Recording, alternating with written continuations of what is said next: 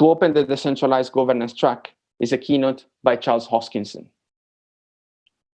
Charles is a Colorado-based technology entrepreneur and mathematician. He's the founder of IOHK and one of the founders of Ethereum, alongside Vitalik Buterin. He was the founding chairman of the Bitcoin Foundation Education Committee and established the Cryptocurrency Research Group in 2013.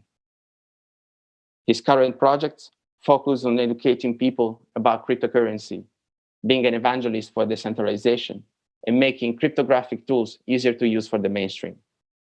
This includes leading the research, design, and development of Cardano, a third-generation cryptocurrency that launched in September 2017. The SingularityNET Foundation and IOHK have recently formed a partnership that will lead SingularityNET to port a portion of its decentralized AI network to the Cardano blockchain. It is a great honor for me to have Charles opening this event. And I think it's now time to pass the word to Charles. Over to you, and thank you. Hi, everybody. Thank you so much for inviting me. I guess I'm broadcasting live from warm, sunny Colorado. I hope everybody's doing okay. It's an honor to be at this event, and I love looking to the future, especially given that the present isn't as good as we'd like it to be. This has been a very difficult year for the entire world. We've dealt with coronavirus, political strife. We've dealt with the certainty of economic decline. And it seems that we're all getting a little bit more divided than we need to be. So when we look to the future, we realize that technology is accelerating. We keep inventing new, amazing, incredible things, but we lack a wisdom gap with that technology. It's generally the old saying that before you invent the safety belt, you first have to invent the car. And it's only after you've wrecked the car do you invent the safety belt. Well, we're starting to realize that as society is navigating its way through a lot of difficult things, like the existence of social media, the rise of deepfakes. What is truth and knowledge? And how are we all going to get along, especially given that the structures of control are a bit different? My industry, the cryptocurrency industry, we focus a lot, not just on money, but we also think a lot about governance. We talk a lot about where does the world need to go. We live in nation states, but we also live in a global community. And oftentimes the things that happen somewhere else in the world have just as much impact on our lives, perhaps even more so than the things that happen in our own backyard. There's no greater example of that than the recent coronavirus epidemic, where a small event that occurred in Wuhan, China, has now profoundly impacted all of us across the entire world. And so the question is, how do you govern that? The mechanisms of the past were to construct elaborate transnational agreements or empires, decide that a small group of people, basically by fiat, get to decide how the entire world is to run. We don't like that because that's the death of liberty and freedom. And also, what happens when the people at the top get it wrong? Then you have a very fragile system, and it can have catastrophic negative consequences to the world. So our industry is really about having a conversation of control without control, conversation of getting things done, converging, making decisions without centralization, excuse me. And over the last 10 years, we've witnessed this conversation go from just a few crazy crypto-anarchist libertarian actors that most people don't pay attention to a global phenomenon that contains millions of people throughout the world and collectively almost $500 billion worth of assets. And we're actually one of the fastest growing industries all around. Now, when we do these things, we look to incumbent and emerging technologies to assist us. So, for example, artificial intelligence is one of the fastest growing academic fields and also industrial fields.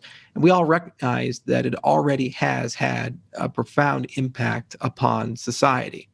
For example, if you look to Facebook and Twitter and YouTube, it's just simply impossible to curate these platforms without algorithmic assistance. And based upon the fidelity and quality of those algorithms, you basically can decide what billions of people believe. And so you can have a profound impact over what's moral, what's not moral, who should be in power, who should not be in power, what policy should win, what policy shouldn't win, all just based upon the tyranny of the algorithms. Now, our own industry, we look to these tools and we say, wow, there's going to be a lot of problems of control. For example, one of these days, we're going to have to upgrade all the cryptography of our algorithms and our protocols so that we're immune to quantum computers. This is another emergent technology in this century. Well, how should we do that? And who should decide that? And how do we know what is a reasonable approach? We see the overproduction of academic research, and there's all kinds of papers floating around. What makes a good academic paper? What makes a credible author? How do we know that the author is presenting a fair and balanced argument of information? These are very difficult questions, and AI assistants can actually provide huge insight and clarity to that.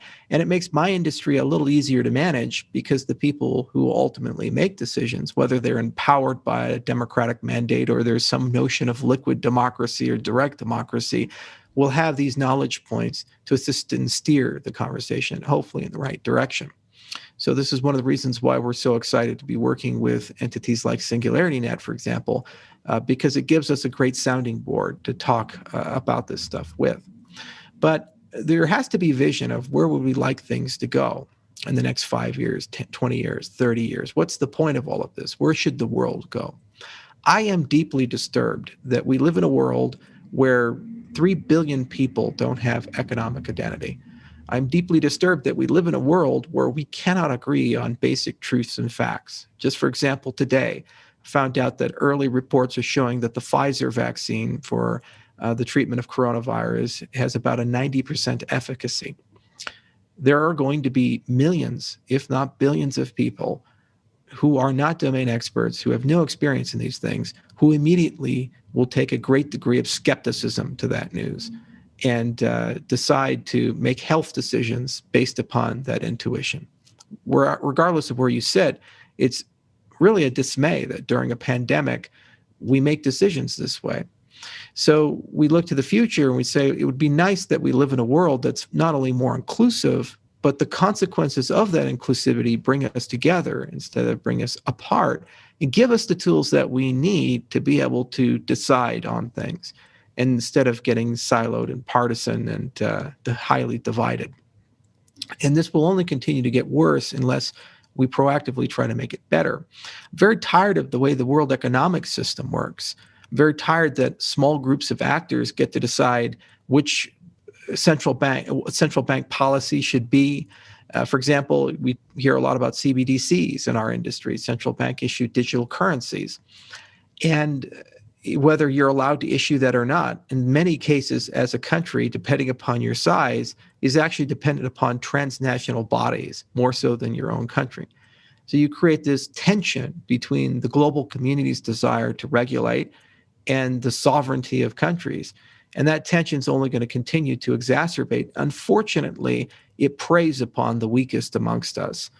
In some cases, countries lose their entire sovereignty and become prey to larger countries like China, Russia, the United States, the European Union, and so forth.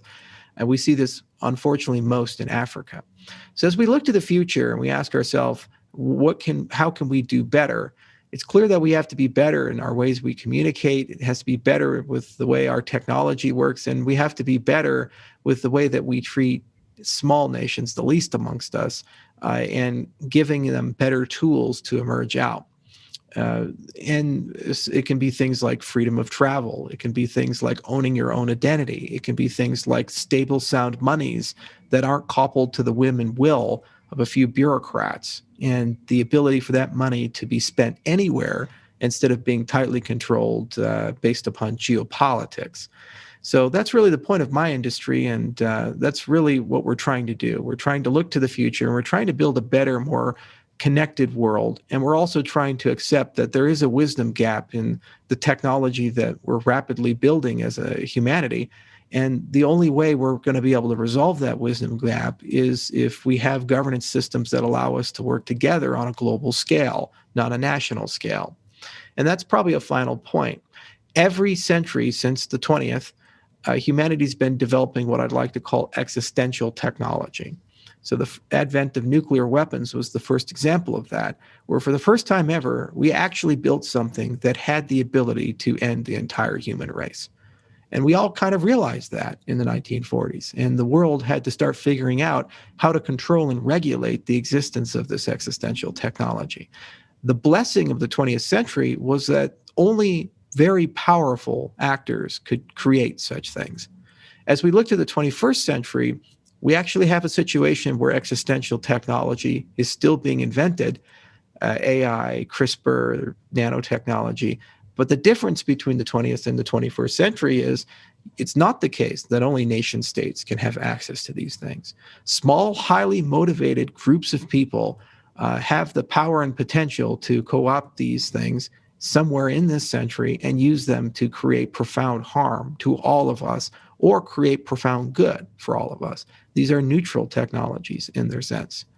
So perhaps the crowning achievement that my industry can have collaborating with others is being a contributor to the global conversation of how do we regulate existential technology in a way that does not require the admission of an empire or one small group of actors to control everything and decide that. Because we've seen throughout the arc of human history, every time we've done that, it's never worked for all of us. It's only worked for a very small group of us. So this is what we do, and I'm so glad to be attending this conference because there's some great minds here. There's some incredible futurists here, and the conversations always go in productive directions. And I'm so grateful that I have an opportunity to learn from all of you, as much as share some of the ideas that we have about how to change regulation and identity, and how to change from centralized to decentralized control. So thank you all for coming, and thanks for the opportunity to open the conference. And I guess I'll cut it here. Cheers. Thank you, Charles. Do I have the opportunity to ask you a couple of questions since we of have course. A few minutes left? Is it okay for you? Oh, of course. So,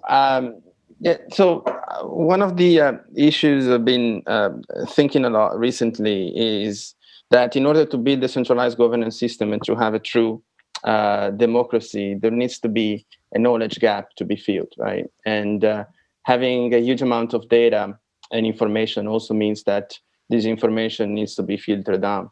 So how do we solve that issue? How do we achieve true democracy if we don't know how to filter this noise and this information?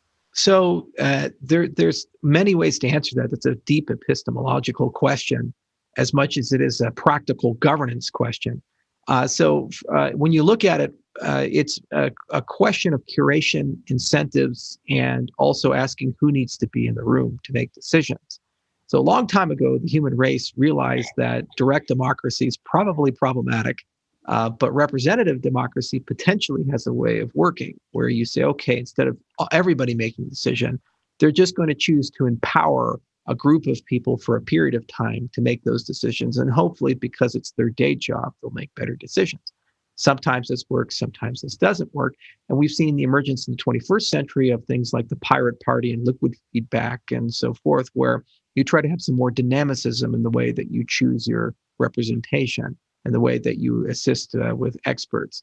So that's one dimension of it. The other thing is that you have to deal with rational ignorance. And that is the value of knowing something to you is less than the time and effort it takes to learn it. So, for example, I could become an expert on Armenian basket weaving. I really could. I could travel to Armenia. I could hire some great people to teach me. I could spend 5 years learning all the different weaving patterns. But the way I live my life, the things I have going on, this is probably not high on my list of skills to acquire. So I'm going to say rationally ignorant to the tools and techniques of the basket weaving. Okay, that's a personal choice I make. That's not a problem for society. It only becomes a problem for society when people are rationally ignorant to critical things that impact their lives. For example, in the United States, we have the most complex healthcare system in the world, and we annually spend over $2.5 trillion. Yet despite that, we have asymmetrical care. Many people receive terrible care. Many people receive good care. And we seem to pay more for the same types of treatments that you see in other developed economies. Well, it's easy to give a simplistic answer, but it's actually a really complex problem that involves thousands of agents, lots of different divergent interests, and it's kind of like a Jenga puzzle. And so to become aware of all of that, you would probably have to invest hours and hours and hours of reading many books, talking to many domain experts. And at the end of the day, after you've acquired all of that knowledge and you've formed a well thought out opinion, your voice is identical to the guy on the street who's drunk, stumbling around. So it disenfranchises people. They say, I have no incentive to acquire expertise on this particular topic. So you have to also slay rational ignorance. And some of the best ways of doing that, in my view, especially with cryptocurrencies, we're experimenting with this for Cardano, is the idea of delegative democracy, where you create an expert class and you incentivize them to be an expert class, and they rule until there's no confidence, and you can rescind that power easily. So you can allow people in certain topics who are appreciated experts in those things, who have chosen to invest the time, to actually have a proper economic outcome for that. So how do you discover them? How do you curate them? How do you allow them to emerge in the system? That's kind of the experiment that we've been playing with. And there are models like holacracy and sociocracy that potentially can assist you in that direction, but it is actually an open question. You can only start with hypotheses, and data will take you there. As a final point, it's always important when you think of systems to start with the end in mind. Why? Because you have to have a goal to achieve, a direction to go in. It's not good enough to talk about who do we give power to. You have to answer the question, why are we giving power to those people? And what are they going to do with that power? Who are they doing it for? And so the healthcare example, we're not going to get anywhere until we actually set up KPIs to optimize around. So we can probably set up some basic principles like universal coverage. We'd like every person who needs healthcare to have access to it. And affordability, that would be another thing. But then you have to get deeper and deeper. So in addition to your system having the ability to decide who's in control and give right incentives so that those people behave well, your system also has to be able to converge to desired outcomes, and then make sure that everybody consents to, at the very least, that those are the outcomes that they desire. The problem we have right now with divided government, especially in the United States, is we don't actually have agreement on outcomes. There's radical divergence there. So it doesn't really matter who's the leader, because they can't execute because half of the country doesn't agree with them in one respect or the other.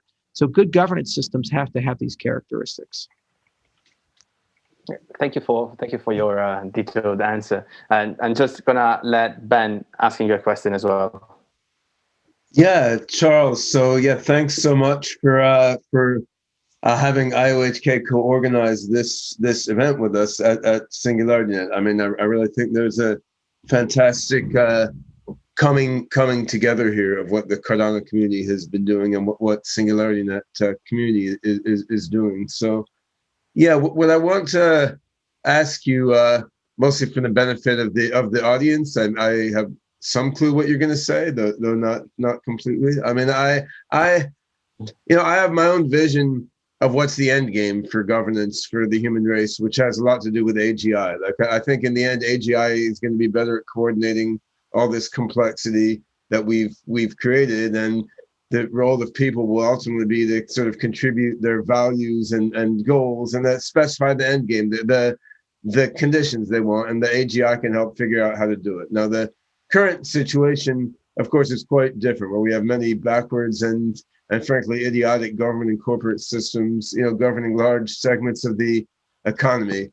Decentralized networks like the ones you're building and we're building together, I mean, these can do great things, sort of operating to the side of government and corporate interests in sectors they're not regulating and invading. Like AI has a lot of that frontier aspect because it's new. But then we need to get into things like healthcare and retail banking and so on, which are right at the core of what the hegemony of government and big companies do. So what does the transitional path look like? Like, what's halfway between the ridiculous centralized incompetent mess we're in now and the future, when decentralized AGI networks are doing the implementation and execution, in the spirit of liquid, democratically provided human values? Like, how do we get there step by step? I see that Cardano is providing amazing tools for this in terms of actually building the infrastructure for the decentralized, democratic, secure world computer. So that having that tool is amazing. Having SingularityNET tools should be good. But how do you envision these tools being used to incrementally get toward the radically better future? Okay. It's a great question. And it's one of those questions you could talk for about 2 hours on. So I'll try to be concise. I think the miracle of markets is something that should not be underappreciated. You know, for a long time, people kept talking about solar power and battery powered cars and, this kind of alternative energy economy. And it was always something that existed in the academic circles and certain policy circles, but no one really paid a lot of attention to it. And then suddenly Tesla comes around and they say, "Oh yeah, let's just go do that." And what Musk's genius was to create basically a market dynamic where it made sense, and the market rewarded him. And then suddenly we see competition. We see all of these new battery-powered cars hitting the market. Places like Norway, more than 80% of the cars that are on the road are now battery-powered. We see a huge surge in the adoption of solar, a huge surge in grid-scale energy storage using batteries. Because the market incentives got the right direction. And so if you're talking about the adoption of these competing philosophies, you can't just win on the philosophical argument. This is better for you.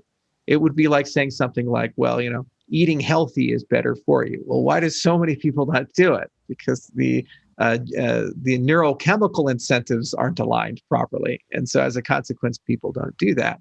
So if you could find a way to make eating healthy more pleasurable than eating unhealthy, everyone would just do that, not because you asked them to, but because that's what they want. That's what the dopamine is telling them to do, and the serotonin is telling them to do, and so forth. Well, similarly, if you can align the markets towards these directions, where going from centralization to decentralization and having curation done by different actors than the usual suspects, then I think that people would be inclined to just go and do that. The hard part is getting the mechanism design right, is actually creating the incentives model in the right way that people actually push in that direction organically. Now, this is one of the reasons why people think one of the best solutions for global warming, for example, is a carbon tax. Why? Because what you're doing is, instead of the government stepping in and saying, we're going to somehow mandate and control the entire direction of the economy to do this, we're just simply going to make the things we don't like more expensive. And by doing that, naturally, the market will move away from that. And we've seen every single time these types of economic interventions done like that have worked quite well, like cigarette taxes, for example. It's one of the single biggest incentives to quit. It just becomes too expensive to buy them. And every time you increase cigarette tax, you see a lot of people quitting smoking, especially the most vulnerable amongst us. So I think there's a market and economic component towards the adoption of these technologies as an intermediate step. And whoever gets that right, then the free market will create a diversity of ideas and competition. Second, you have to have the right control dynamics. I am a big proponent of open source software and patent-free organizations. I hate patents. I hate closed source software. I think it hurts humanity when we lock up knowledge and say that this organization has an unlimited monopoly on this one thing that could benefit so many. And so I believe that it's really important that not only we create incentives in the right direction, that those incentives are built around that people who do open source and patent-free projects are able to still make a great living. In some cases, make just as much, if not more, than the proprietary closed source world. So I'm not as much of a zealot as, let's say, Richard Stallman in this respect, but I still have very strong opinions about it, and much to the consternation of my general counsel and other people who would just absolutely love to build an aggressive patent portfolio at my company. Finally, you have to inspire people. The reality is, if you're true to decentralization and you really want these things to get solved, it's really bad when you have the same 5 people in the room over and over and over again. You have to build a system that is capable of being viral and growing and inviting people in. This is why Bitcoin has been so effective. It wasn't because Satoshi was so brilliant and wrote some things down and huzzah. No, it was because it was evangelistic. It was an engine of growth. It attracted lots and lots of people to enter the ecosystem, and not just one type of person. So you ended up getting diversity of thought, which led to over 3,000 cryptocurrencies being launched. And each and every one of them is bringing different ideas and different things to the table. And if you have the right structure in that marketplace of ideas, you have a Cambrian explosion and a Cambrian extinction. And eventually you see consolidation in a very Darwinian way towards hopefully ideas that are beneficial for all people. I'd say the cautionary tale to all of this is before you build anything, you have to understand what your feedback loops are, and you have to understand if the system is self-correcting and resilient. Ecosystems do this. You got a rainforest. If something goes extinct, there's ways of compensating for that. If a fire happens, the rainforest still survives because it's a resilient ecosystem. So you have to think in this way when you build protocols and when you build social structures. Are these very stable equilibria? And when you perturb them, they regress back down to a stable state, or are they unstable? And if you perturb them, the entire system shatters. We are riddled with unstable social structures that we believe are stable. 2008 proved that, where we thought the markets were built in a way that, Lehman Brothers can go out of business and everything's still fine. But then we saw cascading failure, and we had to actually have a meta intervention. Like the governments of the world had to come in and try to rebuild the markets in some way. And unfortunately, they reconstructed the markets in an even more fragile state. So the next catastrophic collapse will probably have even more consequences. So it's not just good enough to build a system with lots of diverse people and good incentives to move in a particular direction. You have to build a system in a way that once you've constructed it properly, it tends to be resilient in that particular state, even when outside actors, demagogues, dictators, or black swan events occur, your system can survive that. It has to be resilient in the face of unforeseen circumstances, yes, also, which is a dramatic subtlety, right? Like the U.S. Electoral College that we've all seen in action had a certain purpose at the time it was formulated, and now that the modes for modifying it have been inaccessible for practical reasons, so it's still operating for better and for worse in a circumstance utterly different than what its creators imagined, right? But now in technology spheres, of course, and with this singularity potentially approaching 5 or 10 years from now, there's going to be situations neither you or I nor anyone else is foreseeing now when we need to be setting these sort of self-organizing market mechanisms in place that will be able to adapt into what they need to be in that new circumstance, which is a very interestingly challenging problem. Right. It's always a terrible situation when you have a social structure that there is universal acknowledgement that structure is problematic, but your change management system is so poorly designed that you actually can't change that social structure because of a radical minority inside the system. So that's a great example. The Electoral College should probably be replaced with a better system. I don't think national popular vote is a good way to go. I think you have to restructure the whole way that presidents are elected to get more diverse candidates.